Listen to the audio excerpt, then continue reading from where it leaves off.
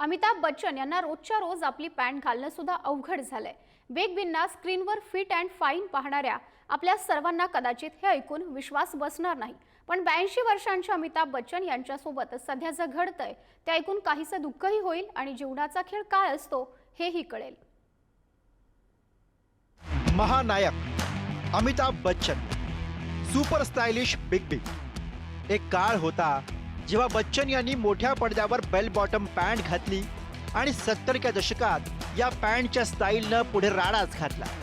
याची आठवण आज त्या टप्प्यावर होतीये जेव्हा अँग्री यंग मॅन 82 वर्षांचा झालाय आणि रोजच्या रोज आपली पॅन्ट घालणं सुद्धा कठीण होऊन बसलंय। अमिताभ बच्चन यांनी आपल्या ब्लॉगवरून आपल्या प्रकृतीविषयी चिंता वाटावी अशी माहिती दिली आहे, ज्यात त्यांनी पॅन्ट घालण्यासारख्या साध्या साध्या गोष्टी सुद्धा कशा कठीण बनल्यात हे सांगितलंय। ते लिहितात, पॅन्ट घालणं किती साधं काम, पण डॉक्टर मला सांगतात की मिस्टर बच्चन कृपया बसून पॅन्ट घाला।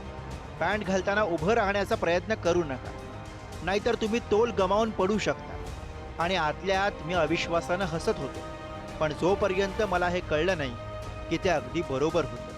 हे साधंसं काम जे आधी सहजपणे करता यायचं आता एक फक्त रुटीन बनलं। आता हँडल बारचा आधार लागतो। अरे बाबा,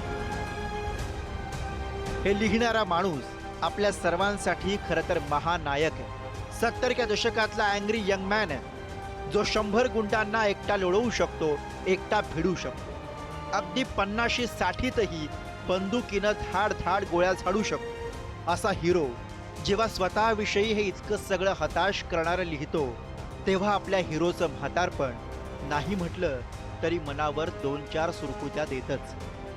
बच्चन याच ब्लॉगमध्ये पुढे लिहितात,